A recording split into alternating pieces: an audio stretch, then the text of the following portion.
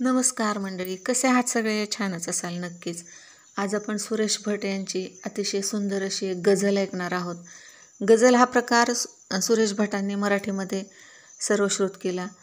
नाहीतर त्या अगोदर अनेक कविता लिहिल्या गेल्या, अनेक प्रकारातल्या लिहिल्या गेल्या, परंतु गझल हा प्रकार एवढा प्रसिद्ध नव्हता. परंतु सुरेश भटांनी हा गझल हा प्रकार मराठीमध्ये खूप फेमस करून ठेवला. तर ऐकूयात अशीच त्यांची एक सुंदरशी रचना. ते दिवस आता कुठे जेव्हा फुले बोलायची, ते दिवस आता कुठे जेव्हा फुले बोलायची, दूर ती गेली तरीही सावली भेटायची, दूर ती गेली तरीही सावली भेटायची. आणि मला आवडणाऱ्या अतिशय सुंदर ओळी ह्या गझलमधल्या. त्या तिच्या वाटेवरी ती झिंगती झाडे जुनी, त्या तिच्या वाटेवरी ती झिंगती झाडे जुनी, हात देताना तिला माझीच फांदी व्हायची, हात देताना तिला माझीच फांदी व्हायची. किती छान ओळ आहेत. पावसाला पेच होता ह्या सरी वळवू कुठे, पावसाला पेच होता ह्या सरी वळवू कुठे, चिंबताना त्या फुलाखाली ती नदी थांबायची, चिंबताना त्या फुलाखाली ती नदी थांबायची.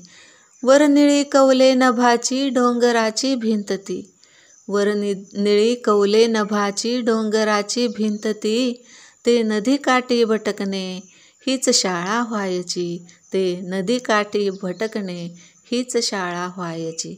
जीर्ण ह्या पत्रातुनी मी चाळतो मजला असे, जीर्ण ह्या पत्रातुनी मी चाळतो मजला असे, ती जशी हलक्या हाताने, ती जशी हलक्या हाताने भाकरी परतायची, भाकरी परतायची.